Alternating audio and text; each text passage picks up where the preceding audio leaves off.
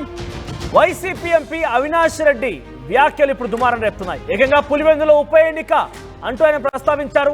పులివెందుల ఉప ఎన్నిక కోసం చాలా మంది ఆరాటపడుతున్నారు. కానీ రాష్ట్రంలో 4 శాసనసభ్యులు రాజీనామా చేసి ఉప ఎన్నికలకు వెళ్తే ఎవరు దమ్మేంటో తెలుస్తోంది. కుప్పం, మంగళగిరి, పిఠాపురం ఎమ్మెల్యేలు రాజీనామా చేస్తే పులివెందుల అసెంబ్లీ స్థానానికి జగన్ కూడా రాజీనామా చేస్తారంటే అవినాష్ రెడ్డి మాట్లాడుకొచ్చారు. ఈ 4 అసెంబ్లీ స్థానాల ఫలితాలు 9 నెలల కూటమి పాలనకు రెఫరెండంగా తీసుకుందామని అవినాష్ రెడ్డి మాట్లాడుకొచ్చారు.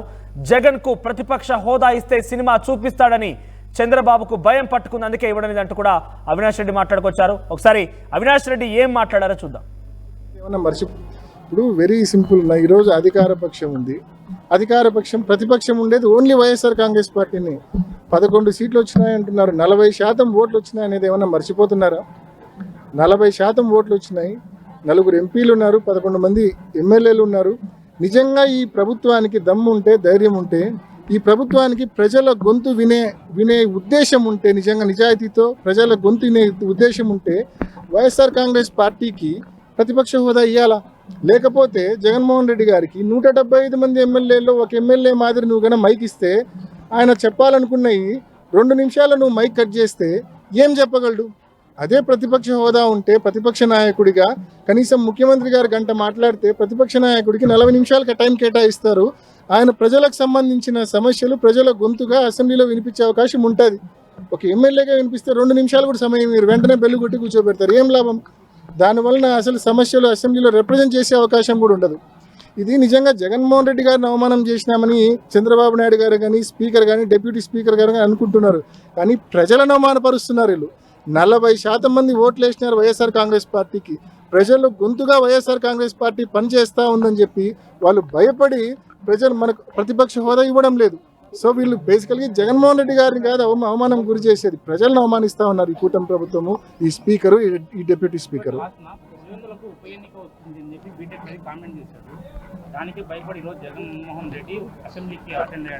స్పష్టంగా మీరు టీవీ కూడా చూసింటే, ప్రతిపక్షాన్ని గుర్తించండి, ప్రజాస్వామ్యాన్ని కాపాడండి, ఈ అజెండాతోనే, ఈ నినాదంతోనే అసెంబ్లీలోకి వెళ్ళడం జరిగింది. ప్రతిపక్షాన్ని గుర్తించండి, ప్రజాస్వామ్యాన్ని కాపాడండి. మనమల్లా కోరేది ప్రతిపక్షాన్ని గుర్తించి ప్రతిపక్ష హోదా ఇమ్మని చెప్పి అడుగుతా ఉన్నాం. ఇస్తే అసెంబ్లీకి జగన్మోహన్ రెడ్డి గారు ప్రతిపక్ష నాయకుడిగా పోతే వీళ్ళకి ఏ రకంగా సినిమా కనిపిస్తుందో అందరికీ తెలుసు. వీళ్ళకి ఏ రకంగా, ఎందుకంటే ఒక్క హామీ అమలు చేయలే. ఆయన మొదలు పెడితే ఇంకా వీళ్ళు సమాధానం చెప్పాల్సి వస్తుంది. వీళ్ళ దగ్గర సమాధానం ఉంటే కదా, అసలు ఆన్సర్ ఉంటే కదా వీళ్ళ దగ్గర. కేవలం అవి తప్పించుకోవడం కోసం ప్రతిపక్ష హోదా ఇవ్వకుండా ఈ మాదిరి బిహేవ్ చేస్తూ ఉన్నారు. అంతేకాకుండా నిజంగా ఉప ఎన్నిక అంతగా ముచ్చటపడితే ఇంత భయంకరమైన కూటమి గాలిలో కూడా 65,000 ఓట్ల తేడాతో ఆయన రవి అనే వ్యక్తి ఓడిపోయినాడు. ఇంత భయంకరమైన కూటమి గాలిలో ఈ 9 నెలల్లో ఇలా పరిపాలన చూసినాక ఈరోజు నిజంగా అంత ముచ్చట ఉంటే, అంత నిజంగా అంత కోరుకునేట్టుకుంటే పులివెందుల కావచ్చు, లేకుంటే కుప్పం కావచ్చు, మంగళగిరి కావచ్చు, పిఠాపురం కావచ్చు, 4 చేద్దాం, పట్టండి 4 చేద్దాం, చూసుకుందాం, 4 చేద్దాము. 4 ఈ 9 నెలల ఈ ప్రభుత్వ పాలనకు రెఫరెండంగా, సూపర్ 6 అమలుకు రెఫరెండంగా ఎన్నికలని చెప్పి ప్రకటిద్దాం 4 నియోజకవర్గాల్లో. చూస్తాం మరి ప్రజలు ఏం తెలిపిస్తారు. ఊరికే కాకమ్మ కబుర్లు, దద్దమ్మ మాటలు నిజంగా మాట్లాడకూడదు. చేతనైతే గన పథకాలు అమలు చేయాలా, చేతనైతే ప్రతిపక్ష హోదా ఇచ్చి ప్రజల గొంతు వినాలా. ఇవేమీ చేయకుండా ఊరికే కల్లిపల్లి మాటలు, టైంపాస్ మాటలు మాట్లాడకూడదు. రైట్, ఇది వైసీపీ ఎంపీ అవినాష్ రెడ్డి మాట్లాడుతున్న మాటలు. ఏకంగా 4 నియోజకవర్గాల్లో మంగళగిరి, కుప్పం, పిఠాపురం, ఆ తర్వాత పులివెందులో కూడా రాజీనామా చేయండి, మీ యొక్క 9 నెలల పాలన పైన ఇది రెఫరెండంగా ఉంటుంది, తేల్చుకుందాం ఇక అంటూ ఆయన మాట్లాడుకొచ్చారు.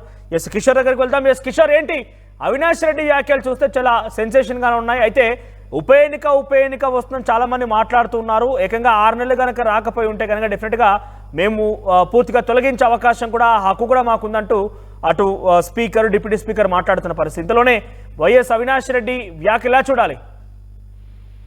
Thank you Manoj. ఏదైతే పులివెందుల ఉప ఎన్నికల పైన కడప ఎంపీ వైఎస్ అవినాష్ రెడ్డి కొంత ఆసక్తికరమైనటువంటి వ్యాఖ్యలు చేశారు.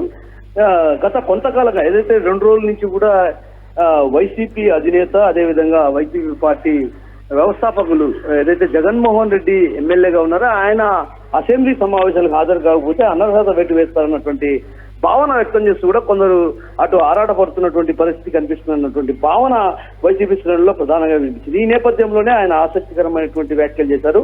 పులివెందుల ఉప ఎన్నికల పైన కొందరు చాలా ఆరాటపడుతున్నారు. రాష్ట్రంలో 4 శాసనసభ్యులు రాజీనామా చేసి ఉప ఎన్నికలకు వెళ్తే ఎవరితం ఏంటో తెలుస్తుందంటూ కూడా ఆయన తీవ్రమైనటువంటి వ్యాఖ్యలు చేసిన పరిస్థితి. ఏదైతే కడప నగరంలో ఉన్నటువంటి రామాలయ విగ్రహ ప్రతిష్ఠ కార్యక్రమానికి హాజరైన సందర్భంగా ఈ వ్యాఖ్యలు చేశారు. కుప్పం, మంగళగిరి, పిఠాపురం ఎమ్మెల్యేలు రాజీనామా చేస్తే అదేవిధంగా పులివెందులకు కూడా జగన్ రాజీనామా చేసి ఉప ఎన్నికలు వెళ్తారు. ఈ 4 అసెంబ్లీ స్థానాలకు ఏదైతే 9 నెలల కూటమి పాలనకు రెఫరెండంగా తీసుకుందామంటూ కూడా ఆయన సంచలనమైనటువంటి వ్యాఖ్యలు చేశారు. ఏదైతే రాష్ట్ర ప్రభుత్వం ఇచ్చినటువంటి హామీల్లో ఏదైతే సూపర్ 6 పథకాల అమలులో భాగంగా సూపర్ 6 పథకాలను అమలు చేస్తామని కూడా హామీ ఇచ్చింది. ఆ సూపర్ 6 పథకాల్లో కేవలం పెన్షన్ తప్ప ఎక్కడే కానీ మిగతా పథకాలను ఎక్కడ అమలు చేసినటువంటి పరిస్థితి లేదు, అమలు చేసినటువంటి దాఖలాలు లేవన్నటువంటి భావన కూడా ఆయన వ్యక్తం చేస్తూ కూడా తీవ్రమైనటువంటి వ్యాఖ్యలు చేశారు. అయితే ఈ నేపథ్యంలోనే జగన్ కు ప్రతిపక్ష హోదా ఏదైతే ఇస్తే మాత్రం ఖచ్చితంగా ఆయన సినిమా చూపిస్తారు, అసెంబ్లీలో చంద్రబాబుకు సినిమా చూపిస్తారన్నటువంటి భయం పుట్టుకుంది. అందుకే ఆయనకు ప్రతిపక్ష హోదా కూడా ఇవ్వలేని పరిస్థితి. అంటే ఒక రకంగా జగన్ అడిగే ప్రశ్నలకు సమాధానం చెప్పలేక ఆయనకు ప్రతిపక్ష హోదా ఇవ్వడం లేదన్నటువంటి ఆరోపణలు కూడా ఆయన చేయడం జరిగింది.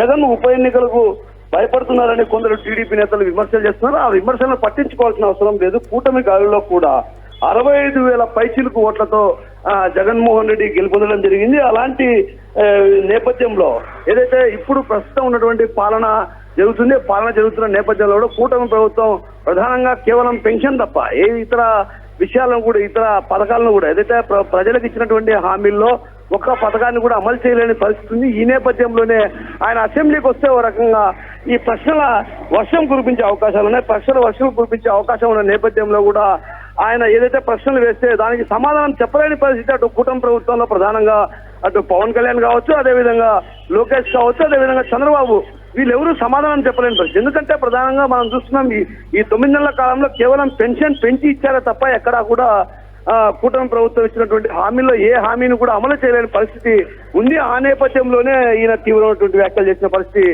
ప్రధానంగా కనిపిస్తుంది. మనోజ్ బట్ కిషోర్, అంటే ఏంటి ఈ 4 నియోజకవర్గాల్లో మీరు రాజీనామా చేయండి, మేము చేస్తాం, ఉప ఎన్నిక వెళ్దాం, రెఫరెండం చూద్దామని అంటే ఈ 9 నెలల పరిపాలన పైన నిజంగా ఇదే భావనలో ప్రజలు కూడా ఉన్నారా? అటు పులివెందుల కానివ్వండి, రాయలసీమ ప్రాంతంలో ఇదే భావనలో ఉన్నారు ప్రజలు కూడా. అంటే ఈ ప్రభుత్వం యొక్క పనితీరు పైన ఏదైనా విమర్శలు కానీ సద్విమర్శలు కానీ కొనసాగుతున్నాయా?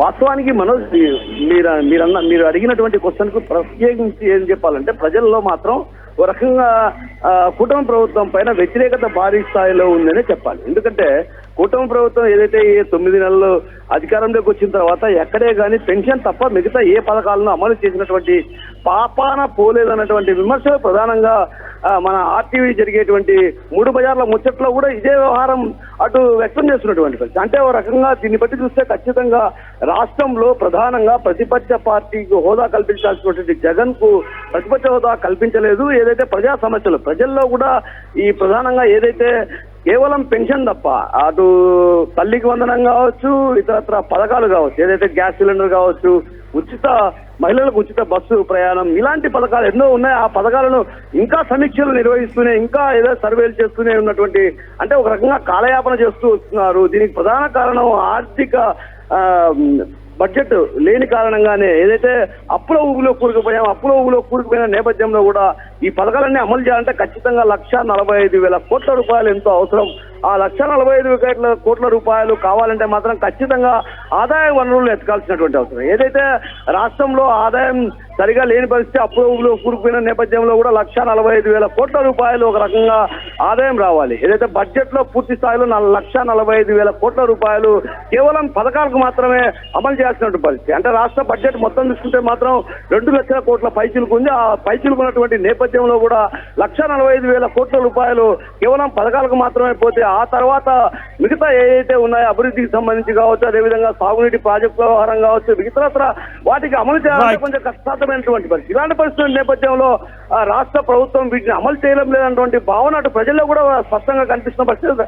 ప్రధానంగా రాయలసీమలో మాత్రం ఏదైతే ఈ కూటమి ప్రభుత్వం అధికారంలోకి వచ్చాక ఇచ్చినటువంటి హామీల్లో ఒక్క హామీ తప్ప మిగతా హామీలు అమలు చేయడం లేనటువంటి భావన సర్వత్రా వినిపిస్తున్న పరిస్థితి ప్రధానంగా కనిపిస్తుంది. మనోజ్ రైట్ కిషోర్, మొత్తం మీద వైఎస్ అవినాష్ రెడ్డి వ్యాఖ్యలు ఇప్పుడు హాట్ టాపిక్ గా మారే అవకాశం ఉంది.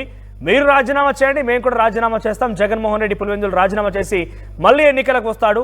సో రెఫరెండం చూద్దాం, ఈ 9 ఏళ్ల పరిపాలన పైన ప్రజలు డిసిషన్ తీసుకుంటారంటూ చాలా కాన్ఫిడెంట్ గా వైఎస్ అవినాష్ రెడ్డి మాట్లాడారు. సో మీరు చెప్పండి, ఇప్పటి కనుక ఉప ఎన్నికలు వస్తే మీ మద్దతు ఎవరికి ఉంటుంది? కూటమి ప్రభుత్వానికా, వైసీపీకా? మీ అభిప్రాయం ఏంటి? ఈ 9 ఏళ్ల పరిపాలన పైన నిజంగానే వైఎస్ అవినాష్ రెడ్డి మాట్లాడిన మాటలు మీరు అంగీకరిస్తున్నారా? మీ అభిప్రాయం కామెంట్ చేయండి.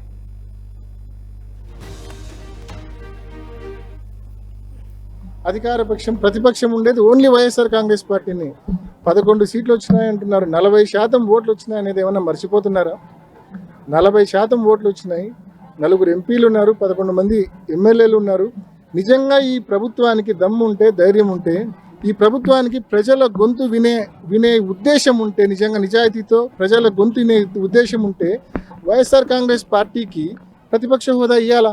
లేకపోతే జగన్మోహన్ రెడ్డి గారికి 175 మంది ఎమ్మెల్యేలో ఒక ఎమ్మెల్యే మాదిరి నువ్వు గన మైక్ ఇస్తే, ఆయన చెప్పాలనుకున్నవి 2 నిమిషాలు నువ్వు మైక్ కట్ చేస్తే ఏం చెప్పగలడు? అదే ప్రతిపక్ష హోదా ఉంటే ప్రతిపక్ష నాయకుడిగా కనీసం ముఖ్యమంత్రి గారు గంట మాట్లాడితే ప్రతిపక్ష నాయకుడికి 40 నిమిషాలకి టైం కేటాయిస్తారు. ఆయన ప్రజలకు సంబంధించిన సమస్యలు ప్రజల గొంతుగా అసెంబ్లీలో వినిపించే అవకాశం ఉంటుంది. ఒక ఎమ్మెల్యేగా వినిపిస్తే 2 నిమిషాలు కూడా సమయం మీరు వెంటనే బెల్లు కొట్టి కూర్చోబెడతారు. ఏం లాభం? దానివలన అసలు సమస్యలు అసెంబ్లీలో రిప్రజెంట్ చేసే అవకాశం కూడా ఉండదు. ఇది నిజంగా జగన్మోహన్ రెడ్డి గారిని అవమానం చేసినామని చంద్రబాబు నాయుడు గారు కానీ, స్పీకర్ కానీ, డిప్యూటీ స్పీకర్ గారు కానీ అనుకుంటున్నారు. కానీ ప్రజలను అవమానపరుస్తున్నారు వీళ్ళు. 40% మంది ఓట్లు వేసినారు వైఎస్ఆర్ కాంగ్రెస్ పార్టీకి. ప్రజలు గొంతుగా వైఎస్ఆర్ కాంగ్రెస్ పార్టీ పనిచేస్తూ ఉందని చెప్పి వాళ్ళు భయపడి ప్రజలు మనకు ప్రతిపక్ష హోదా ఇవ్వడం లేదు. సో వీళ్ళు బేసికల్గా జగన్మోహన్ రెడ్డి గారిని కాదు అవమానం గురి చేసేది, ప్రజలను అవమానిస్తూ ఉన్నారు ఈ కూటమి ప్రభుత్వము, ఈ స్పీకరు, ఈ డిప్యూటీ స్పీకరు.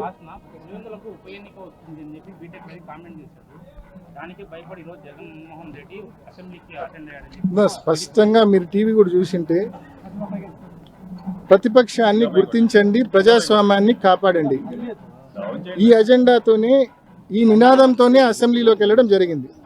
ప్రతిపక్షాన్ని గుర్తించండి, ప్రజాస్వామ్యాన్ని కాపాడండి. మనమల్లా కోరేది ప్రతిపక్షాన్ని గుర్తించి ప్రతిపక్ష హోదా ఇమ్మని చెప్పి అడుగుతా ఉన్నాం.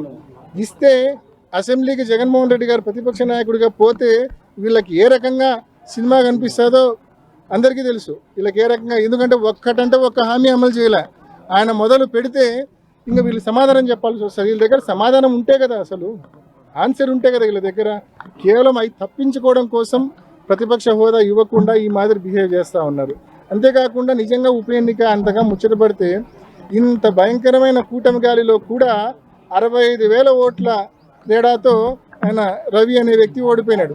ఇంత భయంకరమైన కూటమి గాలిలో ఈ 9 నెలల్లో ఇలా పరిపాలన చూసినాక ఈరోజు నిజంగా అంత ముచ్చట ఉంటే, అంత నిజంగా అంత కోరుకునేట్టుకుంటే, పులివెందుల కావచ్చు, లేకుంటే కుప్పం కావచ్చు, మంగళగిరి కావచ్చు, పిఠాపురం కావచ్చు, 4 చేద్దాం. పట్టండి, 4 చేద్దాం, చూసుకుందాం, 4 చేద్దాము. 4 ఈ 9 నెలల ఈ ప్రభుత్వ పాలనకు రెఫరెండంగా, సూపర్ 6 అమలుకు రెఫరెండంగా ఎన్నికలని చెప్పి ప్రకటిద్దాం 4 నియోజకవర్గాల్లో. చూస్తాం మరి ప్రజలు ఏం తిరిగి మాటలు మాట్లాడకూడదు. ఆర్టీవీ యాప్ వార్తల్ని క్షణాల్లో చదివే అవకాశం ఉంటుంది. ఒక న్యూస్ పేపర్, ఒక టెలివిజన్ ఛానల్ మీ చేతుల్లో ఎప్పుడూ ఉంటాయి.